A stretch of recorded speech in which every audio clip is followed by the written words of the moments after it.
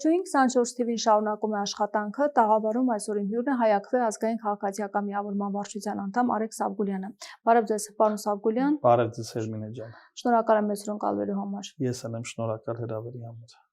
Խոսենք այն հանգամանքից, որ օրեր առաջ Հայաստան եկավ Ադրբեջանի փոխվարչապետը, պայմանավորվածություններ են ձեռք բերվել, կրկին սահմանազատման վերաբերող փաստաթղթերը պետք է ճշգրտվեն եւ նաեւ բիզնես համագործակցության առևտուր անելու մասին պայմանավորվածություններ կամ բիզնեսմեններ կամ որոնք հանդիպել են նրա հետ, Փաշինյանը անուններ չի տալիս, ասում է, որ բուլինգի չի ենթարկեք նրանց։ Ամեն դեպքում այս հանդիպումները ինչի մասին են, փաստաթղթերը արդեն իսկ կարծես թե քննարկվել էր, արդեն որրորդ հանդիպումն է, փոխադարձ այցելություններն է, Ադրբեջան-Հայաստան նաև փաստորեն առաջին անգամ Հայաստան եկավ։ Ինչու հստակեցումներ չի ներկայացնում հայկական կողմը, թե կոնկրետ ինչ են պայմանավորվել։ Գիտեք, իմ խորին համոզմամբ հայ-ադրբեջանական հարաբերություններում ամեն ինչ թարս է ընթանում։ Ի սկզբանե պետք է լիներ այդ չարչրկված խաղաղության պայմանագիր Հայաստանի եւ Ադրբեջանի հանրապետությունների միջեւ։ Իսկ այն մնացած գործընթացները պետք է մաս կազմեին այդ պայմանագրի։ Հիմա փաստացի 2025 թվականի օգոստոսի 8-ին Թրամփի մեծ ուղղ թրիփից հետո չի եղել այն հիմնարար փաստաթուղթը, որը պետք է կարգավորեր երկու երկրների միջև հարաբերությունները։ Եվ փաստացի ինչ է ստացվում։ Սահմանազատման այդ հանձնաժողովն է գործում, փոխադարձ ինչ որ քաղաքացիական հասարակության ներկայացուցիչների այցելություններ է տեղի ունենում, բայց հիմնական առումով հասարակության մեջ կան բազմաթիվ տարակարծություններ։ Եվ այդ տարակարծությունները էլի գալիս են կապվում են նաև որոշակի դավադրապաշտական տեսություններ, թե ինչի է այս գործընթացը իրականում ընթանում է ընդհանրապես հակառակ ուղղությամբ։ Ինչ առումով հակառակ։ Որովհետև պետքա լինի պայմանագիր, ժողովուրդը իրազեկ լինի, թե ինչի մասին է խոսքը, թե այդ պայմանագրում ինչ պահանջներ է դրվում Ադրբեջանի կողմից, ինչի եմ ասում պահանջներ, որովհետև մենք անընդհատ Ադրբեջանի նախագահի բերանից լսում ենք տարբեր պահանջատիրական կոչեր։ Այստեղ իշխանությունները ասում են, որ դա ներքին լսարանի համար է ադրբեջանական, պետք չի ուշադրություն դարձնել։ Դիցուք այդ 300,000 փախստականների հետ կապված խնդիրը, վերջերս այդ ազգային ժողովի նախագահ Ալեն Սիմոնյանին այդ հարցը ուղղեցին, նա կտրականապես շղթեց, որ ընդհանրապես նման խոսակցություններ են եղել, բայց 1 տարի առաջ ազգային ժողովի ամբիոնից Արսեն Թորոսյանը հայտարարեց իրենց թիմակիցը, որ այս բանը Հայաստանում, եթե մենք գնում ենք դեպի խաղաղությամբ, մենք պետք է պատրաստ լինենք, որ Հայաստանի Հանրապետություն մենք մենակ չենք լինելու։ Մենք պետք է հասկանանք, որ մեր հետ նաև այլ ազգի ներկայացուցիչներ են ապրելու։ Այսինքն այս կողմից ոչ ուղղակի անընդհատ իրանց կողմից շեշտվում է, որ հնարավոր է լինի այդ 300,000 փախստականների պահանջի իրականացումը, եւ մյուս կողմից էլ, քանի որ նախընտրական շրջան է եւ հաշվի առնելով հանրության կրքերն ու հույզերը, հիմա օրինակ հետ են կանգնում այդ պահանջից։ Ակնհայտ է, որ Ադրբեջանը է, ասում է Ադրբեջանի խոսույթը ամենաշատը դուք եք տարածում լրագրողներին եւ ընդդիմությանն է ասում։ Ինքը այդ մեղադրանքները, որ հնչեցնում է, թող փոխարենը պատասխանի, թե իրենք ինչպես են իրականում պատկերացնում խաղաղությունը մի պետության հետ, որտեղ վերջերս, Ստեփանակերտի կենտրոնում Սուրբ Աստվածածին եկեղեցին, որը մայր եկեղեցին, կենտրոնական եկեղեցին է, քարուքան դարեցին։ Այսինքն սա ընդհանրապես խաղաղության ժողովրդական լեզվով ասած դրանից խաղաղության հոտ չի գալիս։ Եթե մի երկրի հետ պատրաստում ես դու հարատև, մշտնջենական, երկարատև հարաբերություններ սկսես, այսինքն այդ երկրի մեսիջը ո՞րն է։ Նույն Արսեն Թորոսյանին այդ հարցը ուղղում են։ Ասում եմ մենք բողոքի նոտա հղել ենք։ Ասում է ինչ եք ասել։ Ասում է դե հարցրել ենք, ասում է ինչ են պատասխանել։ Ասում ասել են լավ ենք անում։ Այսինքն եթե այսօր քո պատմամշակութային ժառանգությունը այլ երկրի տարածքում եւ մեր պատմական հայրենիքում, Արցախը մեր պատմական հայրենիքն է, ոչնչացնում է, հա։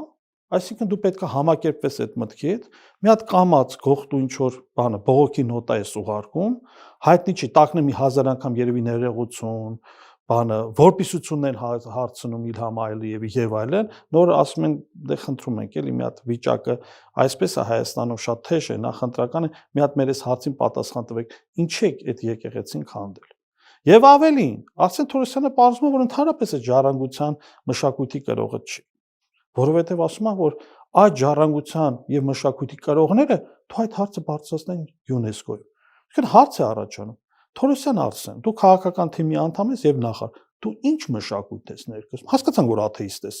բայց դա ինչ կապ ունի։ Դու ինչ պատմական ժառանգություն ես ներկայացնում։ Դու որ պետությունն ես ներկայացնում։ Եթե դու ասում ես, որ թող այդ եկեղեցու ժառանգորդները, մշակութային այդ կրողները իրանք այդ հարցը բարձրացրին, ում ի նկատի ունես։ Այսինքն եթե դու արցախցիներին ի նկատի ունես, այսինքն ի՞նչ է նշանակում արցախցիները հայ չեն ըստ քո պատկերացմամբ, հա? Այսինքն այդ ժառանգության կրողը, առաքելական եկեղեցու ժառանգության կրողը արցախցին ամենա, թե Հայաստանի Հանրապետությունը։ Դե նա ասում է այն գիծն է քաղաքական տանում, որը որ Փաշինյանն է տանում։ Փաշինյանն ասում է դա միջազգային քննարկման առարկա չենք դարձնելու։ Հիմա ասում է պատկերացրեք մենք Արցվաշենը հետ բերեցինք, գնացինք Արցվաշեն, տեսանք ադրբեջանական կոթող չենք քանդելու։ Փաշինյանը շատ սխալ հարցադրում է անում։ Մենք այսօր նույն Մաշտոցի պողոտայի վրա, հա, ունենք մզկիթ իրանական, նաև թուրքմենական դամբարան ունենք Փարաքյարի հատվածում, ինչա քանդում ենք։ Նույնը Պարսկաստանում կան հայկական առաքելական եկեղեցիներ, ինչ անում Պարսկաստանը քանդում։ Ավելին ձեզ ասեմ, Իրանը պետական ծախսով նաև վերանորոգում։ Հիմա ուզում եմ ճիշտ անցալեմ, եթե իրականում Ադրբեջանը շահագրգիռ է, որ Հայաստանի հետ կնքվի երկարատև խաղաղության պայմանագիր։ Ինչի օրինակ մեր գերիներին չի վերադարձնում։ Սպասում են, որ, հա, որոշակի լուրեր հայտնվեց համացանցում, որ սա որպես, այսպես ասած, ընծա ուզում են Փաշինյանին տալ ընտրությունների այդ բուռն շրջանում, որպեսզի երևա, որ Փաշինյանը կարողացավ ոչ քաղաքական գերիների, այլ զինվորների, որոնք Դե եթե թեկուզ այդպես էլ վերադարձնեն, էլի միանշանակ մեկ օր շուտ էլ վերադարձնեն, կարող է խնդիրը այլ է։ Այսինքն կարելի է գերիներին դարձնել քաղաքական շահարկման առարկա եւ խնդիրը Ադրբեջանի մասին չէ, այս իշխանությունների մասին է, եթե դու կարաք մի տարի առաջ վերադարձնեք, բայց սպասենք իրադարձությունների զարգացման։ Բայց նաև նշենք, որ եթե Հայաստանում քաղաքացիական պայմանների քաղաքական էլիտան արտաքին քաղաքականության մասին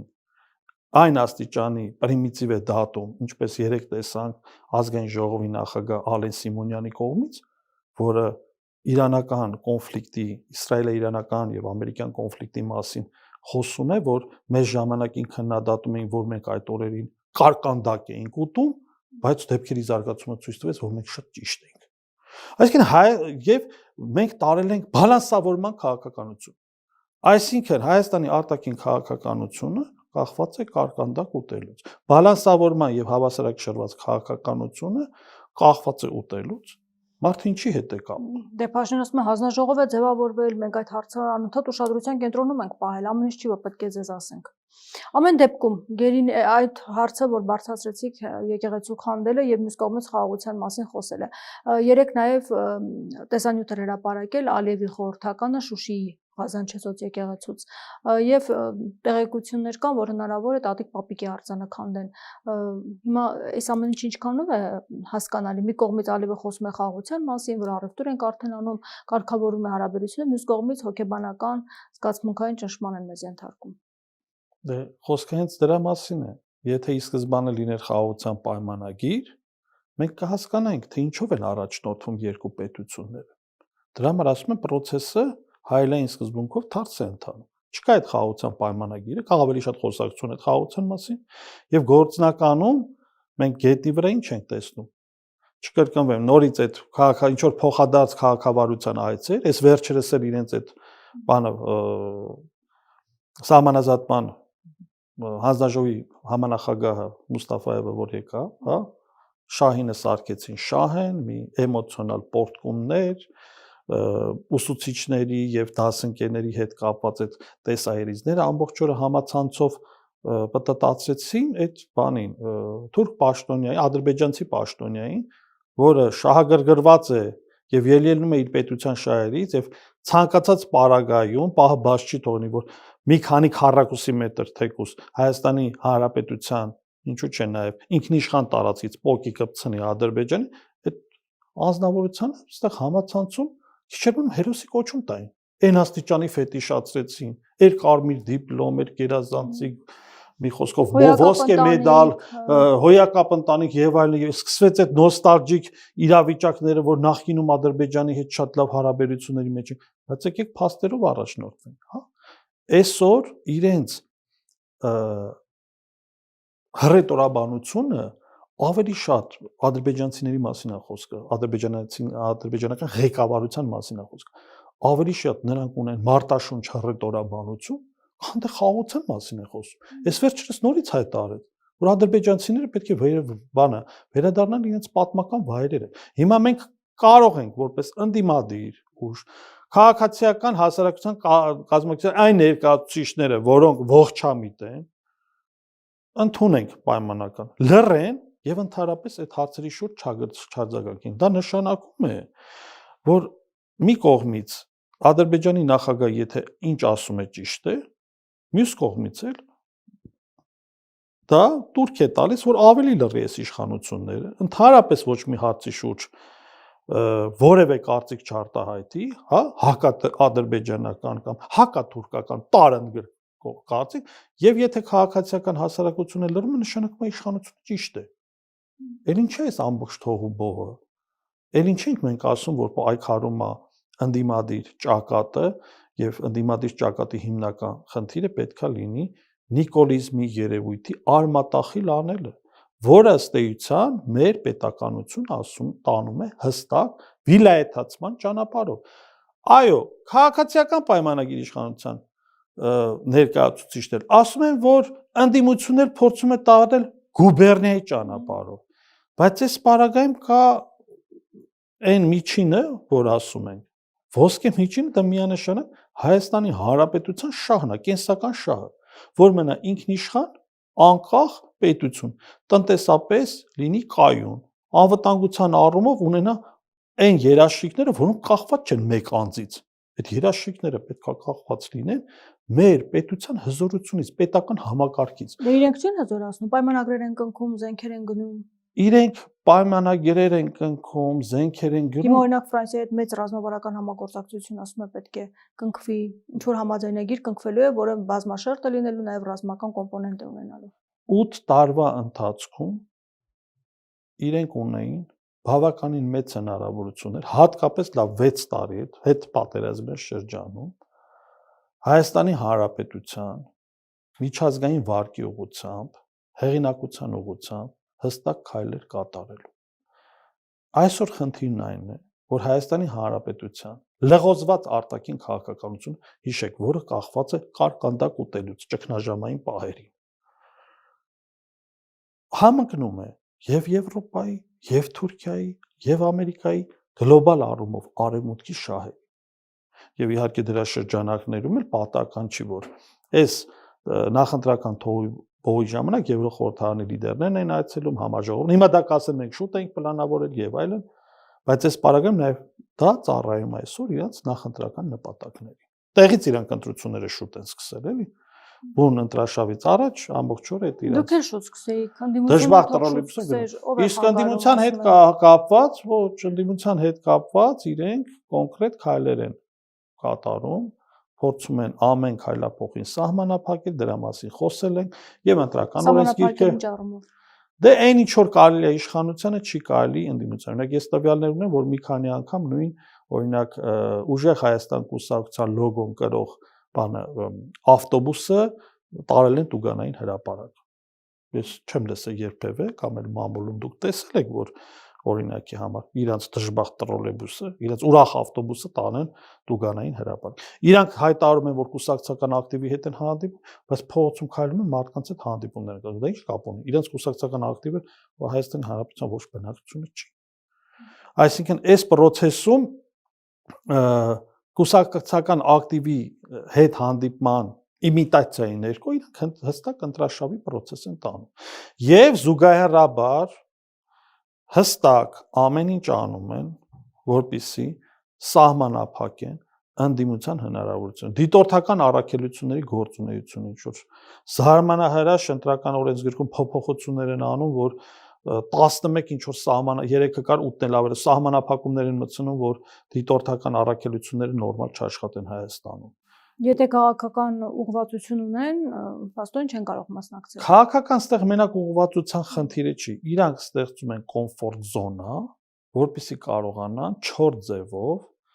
վերարտադրվել։ Այս process-ն է գնում։ Դրա համար նաև նրանք գիտեն, որ այսօր են պարտավորվածությունները, որոնք կուլիսների հետևում իրենք ստանձնել են Ադրբեջանի առջև։ Խոսքը գնում է նաև Հայաստանի Հանրապետության սահմանադրության վերախմբագրման, ապամոնտաժման, տեղից նույն անկախության հռչակագիրը արմատախիլ անելու, նույն այդ 300,000 փախստականների հարցը լուծելու, ապագայի մսկիթները կառուցելու եւ այդ մնացածը ոչ թե ընդդիմության կողմից լոլոներ են կամ սա սպասարկում է ադրբեջանական օրակարգը, այլ ընդդիմությունը հստակ ուղերձներ է ուղում հայ ընտրողին, որ այս իշխանությունը եթե վերարտադրվեց, երկիրը տանելու է այդ ուղղությամբ։ Հիմա ինչքան էլ ուզում են իրանք հակառակը պնդեն, որ դա այդպես չէ, մյուս կողմից Ադրբեջանը անում են գործողությունները, որ ընդունելի չի, խոսեցին։ Եկեղեցու հետ կապված կամ իրանք, ասած ասած, ռազմական հռետորաբանությունը, խոսքը նաև Արևմտյան Ադրբեջանի մասին, Սևանա լճի, Զանգեզուրի միջանցքի, ինչքան ուզում եք, մենք չխոսենք դրա մասին, բայց սա բանը 70-80-ական թվականները չեն էլի, նույն Ադրբեջանի այդ establishment-ի ներկայացուցիչները մի բան խոսում են, դա արագ միանգամից տարածվում է համացանցում, եւ դա հնարավոր չի անտեսել։ Իսկ ձայնագրությունների մասին ինչ կասեք, որոնք հրապարակվում են, իբրև թե ընտրակաշարք բաժանելու, ընտրակաշարք տալու, վերցնելու մասով։ Իմ մոտ գիտեք ինչ, ես մի տեսակ թերահավատորեն եմ այդ ձայնագրություններին վերաբերվում, տպավորություն է, որ ինչ որ մի իշխանավորի կամ ինչ որ մերձ արբանյակի նկողում իրականացված ձայնագրություններ։ Ես ուզում եմ հարցադրումը հետևյալ կերպ հնչի, ընդունենք, որ այդ ձայնագրությունները մի մասով իրականություն են։ Ով է մեղավոր։ Ով է մեղավոր, որ Հայաստանի Հանրապետությունում աղքատությունը 21.7% է։ Ես չեմ ասում, որ այդ 650,000 մարդիկ, ովքեր աղքատ են, պարտադիր այդ մարդիկ են հրապուրվելու ընտրակաշառքով։ Սրա մասին խոսքը չի։ Բայց խոցելի զանգվածը ավելի է հակված, հա, ընտրակաշառք վերցնել։ Ով է պատասխանատու դրա։ 2018 թվականին, երբ որ իրանց թավշա հեղափոխությունը իրականացնում էին, ոսկի սարեր էին խոստանում։ Նիկոլ Փաշինյանն ասում էր, ընդամենը 1 տարի ընտրեք, երկիրը կծաղկեցնեմ, 1 տարի հետո կթողեմ, ես կգնամ։ Խնդրում եմ, տվեք այդ հնարավորությունը։ Ապահովագրությունը առողջապահական տրվել է 10,000 դրամ։ Գալիս եմ դրան, գալիս եմ։ Այդ սոցիալական փաթեթները իրանք շռայլելու են հուլիս-օգոստոսին բյուջեում կրիզիս ենք ունենալու, որովհետև երբ որ այդ սոցիալական այսպես ասած բարենորոգման ծրագիրը, որը իրանք ուզում են իրականացնեն, եթե ըստ էության 500,000 թոշակառուկա 650,000 ընդհանուր թվով խոցելի խավին, եթե տանում ենք ընդհանուր առողջության ընդհանուր ապահովագրության դաշտ, ապա այդտեղ այդ թիվը չկա դրած։ Բյուջեն դուք գիտեք, փաստաթուղթ է, հաստատվում է ազգային ժողովի կողմից։ 2025-ին հաստատվել է 2026 թվականի բյուջեն։ Նախատեսված չի եղել այդտեղ կենսաթոշակի բարձրացում։ Հրաշք է տեղի ունեցել։ Տնտեսական ցուցանիշներ են ինչ որ երկաստիճան, երաստիճան իրակ ձեռ բերել այդ process-ը կազմակերպել, բայց մենք գիտենք, որ այդ փողաստեյության չկա։ Ավարտվելու է։ Այսինքն իրենք գնում են բոլոր հնարավոր միջոցներով։ Եվ իհարկե դա նաև չեն համարում ընտրակաշառք։ Օրինակ, երբ որ Երևանի քաղաքապետ Տիգրան Ավինյանը հայտարարում է այս նախընտրական process-ում, հա, որ ինքը բարձրացնելու է մանկապարտեզի աշխատողների, դայակների աշխատավարձները, դա չեն համարում ընտրակաշառք։ Երբ որ Արսեն Թորոսյանը հայտարարում է, որ պոակների աշխատողների աշխատավարձները բարձրացնում են, դա ընտրակաշառք չի համարվում։ 500,000 հոգու համար 10,000 դրամ թոշակը բարձրացնում են, դա ընտրակաշառք չի համարվում, հա։ Իսկ այն պարագայում, երբ որ ընդդիմությունը ինչ որ մի հատ քայլ է անում, կամ ինչ որ մի աշխատողի բերում հաստիկային օրինական ձևով ձևակերպում է, դա համարվում է ընտրակաշառք։ Եվ ստեղից գալիս ենք մի հետաքրքիր հետևության։ Եթե իշխանությունն է իրականացնում փաստացի ընտրակաշառք, դա նախընտրական քարոզչություն է։ Իսկ երբ որ ընդդիմությունն է որևէ քայլ անում մարդ ներգրավելու համար, դա համարվում է կոռուպցիա։ Ու խոսք են մանր-մունր Հիմա ինչի համար է ֆինանսական բաներ։ կալանավորումները արվում, կարծում եք քաղաքական նպատակ ունի կամ այս հնագրությունները հրապարակվում, որպեսզի վարկաբեկվի քաղաքական ուժը գործունեությունը, թե նաև իրավական process-ներ են, փող են պատրաստում նաև հետագայում ավելի խոշոր իրենց խոշոր օպերացիան կապված է բնականաբար մոլդովական սցենարի կրկնության հետ։ Իրանք ստեղծում են այս պատրանքները, որ համատարած բանը կոռուպցիա է տիրում, որ բանը ընդունենք նույն ուժեղ Հայաստանի կամ մի այլ ընդդիմադիր կուսակցության գրասենյակներում առավոտից իրիգուն ինչ որ գումարներ են բաժանում եւ այլն, բայց եղածը այն է, որ հակակոռուպցիոն կոմիտեի կողմից մի քանի ձայնագրություններ են շրջանառության մեջ։ Թող լինի 100 ձայնագրություն, թող լինի 150 ձայնագրություն։ Ես միտքս այդտեղ չավարտեցի։ Այդ կոռուպցիայի պատճառը, որ մարդը գնում է եւ վերցնում է ընտրակաշառ, առաջի պատասխանատուն իշխանությունն է։ Որովհետեւ իրենք 8 տարի առաջ մեզ խոստանում էին լրիվ այլ Հայաստան, իրենք խոստանում էին ծաղկող հասարակարգ եւ իրենք խոստացել են 2021 թվականին, որ 50%-ով կրճատելու են աղքատությունը։ Եվ նաեւ նրանք ասում են, որ ամսական 10,000 աշխատատեղ են բացում, արդեն բացել են 300,000 աշխատատեղ, իսկ աղքատության տոկոսը, եթե համեմատենք 2018 թվականի հետ, իրենք իջեցրել են ընդամենը 1.8%-ով։ Դե Փաշինյանը ասում է մարդը ինքն է մեղավոր, որ աղքատ է, թող գնա աշխատի։ Դե հիմա մի կողմից ասում են, որ մի կողմից իրանք ասում են, որ աղքատ է, մյուս կողմից ասում են, որ 300,000 աշխատատեղ են բացել։ Ում համար են բացել այդ աշխատատեղերը, եթե դա աղքատության ընդհանուր ցուցանիշի վրա գրեթե չի ազդում։ Այսինքն նշանակում է ստում են։ Ավելին Արսեն Թորոսյանը ասում է, մենք ազգային վիճակագրական այդ կոմիտեից չենք ստացել տվյալները, 6 ամիս է տվյալները ուշանում, դա ի՞նչ է նշանակում։ Իրանք սիրում են ընթացքում նաև տակառներ գլորում են հենց իրենց բանը պետական աշխատողների վրա։ Այսինքն եթե ազգային վիճակագրական ծառայությունը թերանում է, ինչա հունիսին ընտրություններից հետո է հրապարակելու իրական պատկերը։ Ընտրություններից առաջ լարված գործողություններ կլինեն ինչ որ ավելի այսպես կալանավորումներ, ձերբակալություններ, այլ գործընթացներ կհաջորդեն, այսինքն դատելով այն ամեն ինչից, ինչ ընթանում է հիմա այս ձայնագրությունները, որ հակակոռուպցիոն կոմիտեն հրապարակում է, միտում նա որ օրը մեկ ձայնագրություն, ձերբակալություններ են լինում։ Իրենք այդ ամեն ինչը անում են մեծ մի հատ օպերացիայի համար, եթե գալիք համապետական ընտրությունների օրինակի համար 10 օր առաջ կամ 15 օր առաջ իրանք հստակ ունենան այն օպերատիվ տեղեկատվությունը, որ պարտվում են, իրանք ցանկացած սցենարով գնալու են, հա։ Իրանք ընտրական օրենսգրքում նաև 1 տարի առաջ փոփոխություն են արել, որ նույնիսկ արդյունքները հրապարակելուց հետո կապված երկրում արտակարգ իրավիճակ, ավելի շուտ ռազմական դրությամբ կարող են ընտրության արդյունքները անվավեր ճանաչվել։ Իրանք այդ փոփոխություններն են արել ընտրական օրենսգրքում։ Այսինքն բազմակողմանի կերպով իշխանությունը իրեն փորձել է վերապահովագրել, որպեսզի կարողանա վերարտադրվի։ Բայց այդ եթե Փաշինյանը չընտրվի, մինչև օգոստոսի 2-ը նա վարչապետ է շարունակում։ Այո, եւ այս ժամանակահատվածում իրենք կարող են ցանկացած նամանավանդ Հիմա օրենքը թույլ է տալիս այս ամեն ինչը, օրենքով ամրագրել են, ամրագրված է նաեւ եղել, հիմա ինչ պետք է անի ընդդիմությունը այս դեպքում։ Այս դեպքում այո, այս դեպքում ելքեր, պլաններ, այս դեպքում ընդդիմության առաջի խնդիրը տոտալ հաղթանակն է գալիք համապետական ընտրություններում եւ այս ընթացքում փաստորեն մոտ 19 չէ քաղաքական կարող հիմա մի 18 լինի այդտեղ այն օրը մի կուսակցության հարցեր քննարկվում ընդունեք 15-ից ավել կուսակցություններ են մասնակցում որոնցից մի 4-5 կուսակցությունը ունի հստակ շանսեր անցնելու պարլամենտ մնացած կուսակցությունները պետք է հստակ կողմնորոշվեն եւ չգնան քվեների փոշիացման ճանապարհով։ Քանի ուշ չէ, այսինքն հետ վերցնեն իրենց հայտերը։ Այո, հայտերը հետ վերցնեն, այնտեղ հունիսի 7-ին է, 7-ից առաջ այնտեղ ժամկետ կա, ես հիմա այդքան չեմ հիշում, կարծեմ մինչև մայիսի վերջ, եթե հնարավորություն ընձեռնվելու է, իրենք իրենց հարցումների, կայծակնային հարցումներ կարող են անել, նաև կարող են պատկերացում ունել, եթե իրանք 1-ը 2% խոսքը նրա մասին չէ, որ սահմանագծի վրա է, որ 4% կամ եւ այլ։ Եթե իրանք չեն այդ կուսակցությունները 4%-ը գերազանցելու, ապա անիմաստ է իրանց մասնակցությունը։ Դուք ինչու չմասնակցեցիք առանձին։ Հայաքվե ազգային քաղաքացիական միավորումը ուներ նաև հարցումներ, պատվիրել ենք հարցումներ, մենք չենք կարողանալու 4%-ի շեմը հաղթահարել։ Եվ մենք այդ հարցումները ունենք դեռևս 4-5 ամիս առաջ, դրա համար որդեգրեցինք դաշինքային տարբերակը, առաջի ձևաչափը փորձեցինք միասնության թևերի, չստացվեց։ Իհարկե դա որոշակիորեն քննադատության առիթ հանդիսացավ, բայց ի տարբերություն այլ ուժերի, որոնք իրար հետ բանակցել են եւ չեն հրապարակել, հայաքվե ազգային քաղաքացիական միավորումը եղել է թափանցիկ միասնության թևերի հետ։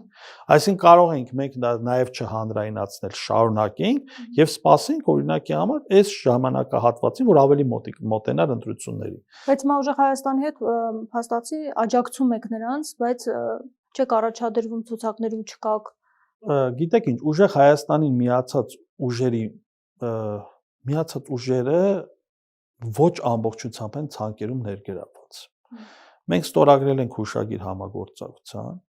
որը ենթադրում է A փուլում, առաջի փուլում համագործակցություն քարոզարշավում եւ երկրորդը արդեն հետխորհրդարանական ժամանակաշրջանում։ Այս ժամանակահատվածում արդեն դեպքերի զարգացումից ելնելով, եթե ուժեղ Հայաստանը եղավ իշխանություն, կարող ենք այդ ձևաչափով համագործակցել, եթե չստացվի օրինակի համար այդ համագործակցությունը, մենք կարող ենք որպես արտախորհրդարանական ուժ դիրքավորվել եւ ավելի, այսպես ասած, հզորացնել մեր կազմակերպությունները եւ հայտ ներկայացնել հաջորդ համապետական ընտրություններին։ Մեզ համար հիմնական խնդիրը եղել է հականիկոլական ճակատի ձևավորումը, ձեռնպահ ենք մնացել պարտադիր падգամավորական, այդպես ասած, բանը ցուցակներում ընդգրկվելու, խորհրդարանական, որ դա նաև հիմք կամ կոնֆլիկտի առիթ չհանդիսանա։ Այս ժամանակահատվածում էլ ինձ չի, որ ազգային հայաքվե ազգային քաղաքացիական միավորման եւ ուժեղ Հայաստան կուսակցությունների դաշինքի բոլորի գաղափարները իրար հետ սենց կատարալ ձևով ոսկերչական ճշգրտությամբ համակրում են։ Բայց այսօր մենք խնդիր ունենք եւ մենք մեր օրակարգում հռչակել ենք, որ գալիք համապետական ընտրությունները ավելի շատ հանրաքվե են, քան թե ընտրություններ, եւ մենք ասում ենք այո Հայաստանի Հանրապետությանը, այո ինքնիշխանությանը, այո անկախությանը։ Միավորումով հնարավոր է իշխանապողության հասնել Այո, եւ մեր օրինակով, եւ մեր օրինակով անկախատեսելի սցենարներ եւ քաղաքականության եւ պատմության ընթացքում կարող են լինել, բայց մենք մեր օրինակով փորձում ենք ներգրավել այլ նաեւ քաղաքացիական ուժերի, այլ կուսակցությունների, որ պետք է գնալ այս ընթացքում խոշորացման տարբերակով, որ ջլատված մասնակցությունները, քաղաքական ամբիցիաները, ավելորդ հավակնությունները շիկացնելու են դաշտը։ Իսկ իշխանությունը, եթե տեսա, որ ընդդիմությունը ավելի կուռ է, եւ եթե գալիք հաղթանակը լինի բացարձակ, այս կտրվածքով դժվար թե իշխանությունը փորձի գնա այլ ձեր նշած տարբեր սցենարներով։ Իսկ եթե ստացվի այնպես, որ ընդդիմության մեջ այդ հավատամքը, այդ ընդհանուր գաղափարը չլինի հաղթելու, եթե իշխանությունը կարողացավ, կոպիտ եմ ասում, թեկուզ այդ 50-50 իրավիճակը լինի, ինքը փորձելու է արանքում ինչ-որ տարբեր սցենարներ։ Հիմա ընդդիմությունը բավականաչափ կարծում եք, ինչպես է գնահատում, թեև քարոզարշավը պաշտոնապես չի մտել, բայց ամեն դեպքում այնպես էլ չի, որ քայլեր չի ձեռնարկում։ Արդյոք շանսեր ունի թե ոչ, եւ նաեւ Փաշինյանը, որ տեսնում ենք, ամեն առիթ բաց չի թողնում, որպեսզի քարոզարշավի վերածի, երեք էլ մենք տեսանք հանրապետության հրապարակում իր ակտիվությունը, արդյոք համահուն չէ այս ամեն ինչը։ Քաղաքացիական պայմանագիր կուսակցության եւ Նիկոլ Փաշինյանի ոչ թե ակտիվությունը, այլ քաղաքական գերակտիվությունը պայմանավորված է մի պարզ հանգամանքով, որ իրենց հարցումները ցույց են տալիս, որ ամեն օրյա կտրվածքով ընդդիմության շանսերը հաղթանակի ավելի է մեծանում։ Իրանք այսքան իրանց նեղություն չեն տալու, իրանք կաշվից դուրս չեն գալու, այս process-ում իրանք թողելու են շատ հանգիստ։ Մենք էլի մի քանի համապետական ընտրություններ իրանց մասնակցության մենք տեսել ենք։ Ձեռքբերումներ լինեն, որոնք աշխատեն իշխանության օգտին, նույն օրինակ գեյների վերադարձը, նույն օրինակ այն, որ մայիսի 4-ին 5-ին եվրոպական քաղաքական համայնքն է գալիս այստեղ, Մակրոնն է գալիս, գնալու է Գյումրի, համերգի մասնակցի, եւ այս ամեն ինչը տպավորություններ է թողնում մարդկանց մոտ, որ տեսեք Փաշինյանը այն ղեկավարն է, որի ժամանակ այսպիսի բարձրաստիճան պաշտոնյաներ, երկրի նախագահներ են գալիս, Ջեյ Դի Վենսը եկավ, հիմա արդեն Մակրոնն է գալիս։ Այս ամենը խոսում են նրա ասենք, որ Փաշինյանը լավ քաղաքականություն է վարում։ Հերմինե ջան, իշխանությունը բնականաբար ունի ավելի մեծ հնարավորություններ, ներառյալ նաև պետական ռեսուրսները, ներառյալ նաև հարաբերությունները տարբեր պետությունների ղեկավարների հետ, եւ այո, այս ժամանակահատվածը, քանի որ Հայաստանի Հանրապետության ազգային պետական շահերին ոչ բարենպաստ իշխանությունների կողմից վարած արտաքին քաղաքականությունը համընկնում է արևմուտքի քաղաքականությանը, այո, այդ կոնտեքստում նա կարող է հասարակությանը ցույց տալ, որ ամեն ինչ նորմալ է, Հայաստանը ճիշտ ուղու վրա է եւ հետագա զարգացումները կարող է ապահովել միայն քաղաքացիական պայմանագիր կուսակցություն, բայց մենք հստակ տեսնում ենք, որ արևմուտքի դաշնակիցը մերձավոր արևելքում Իսրայելին թողենք մի կողմ, Հայաստանի հարցում դա Թուրքիան է եւ իր կրտսեր դաշնակից Ադրբեջանը։ Եվ այս ակցիանում Հայաստանի Հանրապետության համար, եթե քաղաքացիական պայմանագիր կուսակցությունը վերարտադրվի, մենք նոր անկախատեսելի հետևանքներ ենք ունենալ։ Այս քաղաքական ամբիցիաները, հավակնությունները, ընտրությունները Բայց ամեն դեպքում ոչինչ չի տալիս Հայաստանին, որ գալիս է եվրոպական քաղաքական համայնքը։ Ես ուզում եմ հակառակ կողմից գամ։ Իսկ Հայաստանին ինչ է տալիս, որ օրինակի համար Արարատ լեռը սահմանահատման կնիքներից հանում են։ Հայաստանին ինչ է տալիս, որ առաքելական եկեղեցու դեմ հիբրիդային պատերազմ են սկսում։ Հայաստանին ինչ է տալիս, որ մեր ինքնության, պատմության հետ կապված այս կարգի հսկայական արշավը դրանք մեկը մյուսի հետ կապված ինչ կապ ունեն։ Կապ ունի այնքանով, որ այսօր այս իշխանությունը ծառայում է ոչ թե այն ժողովրդին, որը իրեն ընտրել է, այլ ծառայում է օտար երկրյա շահերի օրակարգին։ Եվ այս ժամանակահատվածը ինքը շատ վարպետորեն պետք է ընդունի ընդդիմություն։ Այո, իշխանությունը շատ վարպետորեն եւ փայլուն կերպով ցանկացած քայլ, նույնիսկ այն քայլը, որը չի բխում ինքը իր շահերից, փորձում է գեղեցիկ կերպով փաթեթավորել այդ խաղաղության սոուսի մեջ եւ մատուցել հասարակությանը։ Այսօր Փաշինյանը ինչ է արել։ Փորձել է ընտրազանգվածին կամ ժողովրդի մեջ տարածել են գաղափարը, որ իր ընտրությամբ կլինի խաղաղություն եւ այս սոցիալական բարեփոխումների, կեղծ բարեփոխումների, իրականում ընտրակաշառքների ճանապարհով համոզել, որ ինքը բերելու է նաեւ սոցիալական կայունություն ու ապահովություն, բայց մենք պետք է հիշենք, որ Հայաստանի Հանրապետությունը 650,000 մարդ աղքատ է։ Երբ որ դրա մասին իրենց հարց ես տալի, երբ որ խոսում ես ծայրահեղ աղքատության մասին, նրանք էլի կախում են ինչ-որ բանը։ Առանձնապես դուք սպասելիքներ չունեք այդ այցերից, կարծում եք Հայաստանի այդ այցերը այս իշխանությունը փորձելու է փաթեթավորված ներկայացի ոչ, ես կարծում եմ, որ մեր Հայաստանի Հանրապետության մեր հայրենիքի կոնկրետ 1/3-ը, որի նկատմամբ Հայաստանի Հանրապետությունը ուներ վերահսկողություն, այս իշխանության օրոք մենք կորցրել ենք։ Եվ այս իշխանությունը հստակ տոտալ պայքար է սկսել մեր ազգային ինքնության եւ արժեքների դեմ։ Նման իշխանություն մեզ պետք չի։ Հա? Այս պարագայում, եթե այս իշխանությունը շարունակելու է նույն քաղաքականությունը, նույն տրամաբանությունը, նման իշխանություն մեզ պետք չի։ Եթե այն իշխանությունը, որը քարոզում է այստեղ հաց, այստեղ կաց, ամբողջ գաղափարախոսությունը բխեցնում է ադրբեջանցիների հետ ինչ որ առևտուր անելու տնտեսական շահից եւ երկրորդական ածանցյա լուսանցքային դաշտ է մղում քո պետության կենսական շահը, այո, այդպիսի իշխանություն մեզ պետք չի։ Ամեն ինչ պետքա լինի հավասարակշռված Հերմինե ջան։ Այո, երկիրը պետքա տնտեսապես զարգանա, երկիրը պետքա ունենա կայունություն, բայց ինչի հաշվին, երբ որ այդ հստակ հարց ուղղում ես իշխանությանը, իրանք չեն կարողանում պատասխանել։ Ասում են, բերեք խաղաղության պայմանագիրը տեսնենք, բերեք նախագիծը տեսնենք։ Նշանակում է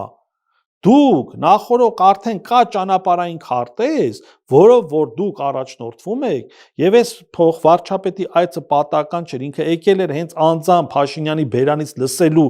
որ այն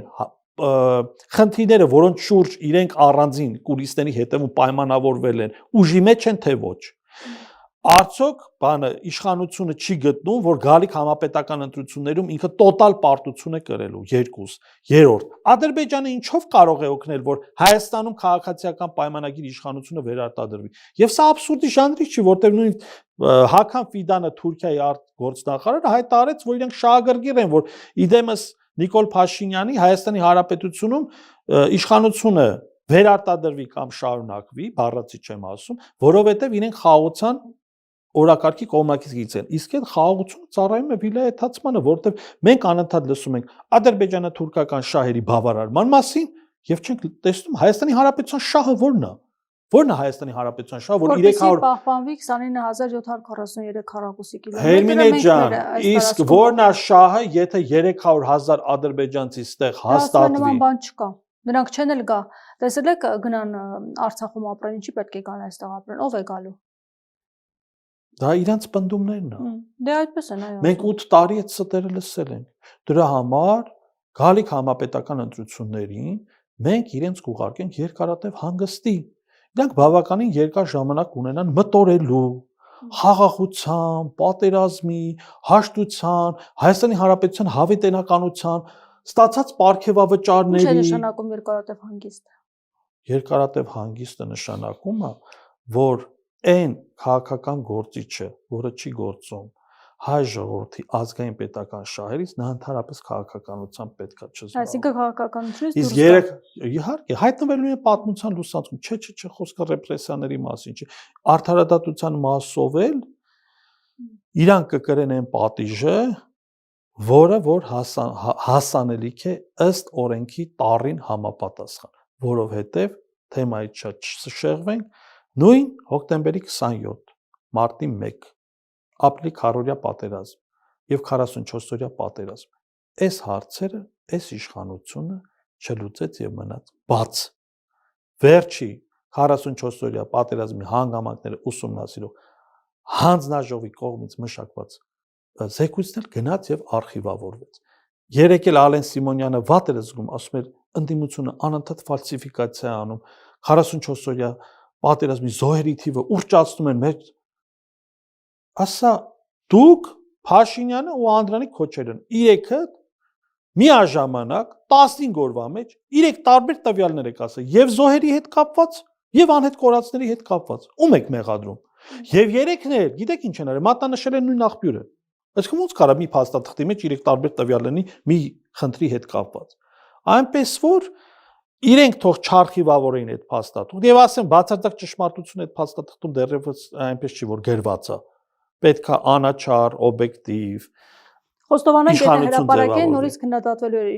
ընդդիմության այո բայց թող գոնե հրապարակեն որ մենք տեսնենք ինչ կա չեն կարող հիմա պապոյանական տարբերակով Վանգայի Նաստրադամուսի պես կանխատեսումներ անենք թե իրականում այդ փաստաթղթում ինչ կա փաստաթուղթը հրապարակեն դա մեր դեպքում այո աշխատանք է տարվել եւ խոստումներ էր տրվել ժողովրդին սպասումներ ձևավորվել որը փաստորեն չիրականացվեց շնորհակալ եմ զրույցի համար ես էլ եմ շնորհակալ Զրուցում է Հայ-Ակվե ազգային քաղաքացիական միավորման վարչության անդամ Արեգ Սաբուլյանի հետ շարունակեք մեզ հետևել կհանդիպենք